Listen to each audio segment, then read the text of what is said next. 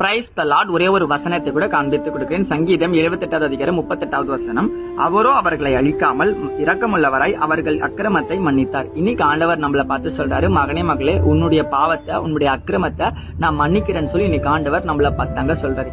இன்னைக்கு உங்க வாழ்க்கையில நீங்க ஆண்டவருக்கு விரோதமா சில பாவங்கள் செஞ்சிருக்கீங்க. அந்த பாவங்கள் உங்களுக்கு இப்பவும் பின்தொடர்ந்தே வந்துட்டு இருக்கு. நீங்க ஏசப்பாக்குள்ள இருக்கிறதுனால இந்த பாவம் பண்ண உடனே ஆசைப்படுறாங்க. ஆனா மறுபடியும் இந்த பாவத்தை பண்ணி நான் அவுட் ஆயினே இருக்குங்க. பிசாசு என்ன பாவின்னு சொல்லிட்டே இருக்காங்க. இந்த உலகத்துல நிறைய அசுத்தமான காரியங்கள் பின்தொடர்ந்தே வந்துட்டு இருக்காங்க. இதுல எனக்கு விடுதலையே கிடையாதுன்னு சொல்லி கேள்விக்குறியோட இருக்கீங்களா? இன்னைக்கு ஆண்டவர் உங்களை பார்த்து சொல்றாரு, மகனே மகளே, நான் உன் அக்கிரமத்தை மன்னிச்சிட்டேன், உன் பாவத்தை மன்னிச்சிட்டேன், நீ பாவி கிடையாது, நீ என்னுடைய பிள்ளைன்னு சொல்லி இன்னைக்கு ஆண்டவர் உங்களை பார்த்தாங்க சொல்றாரு.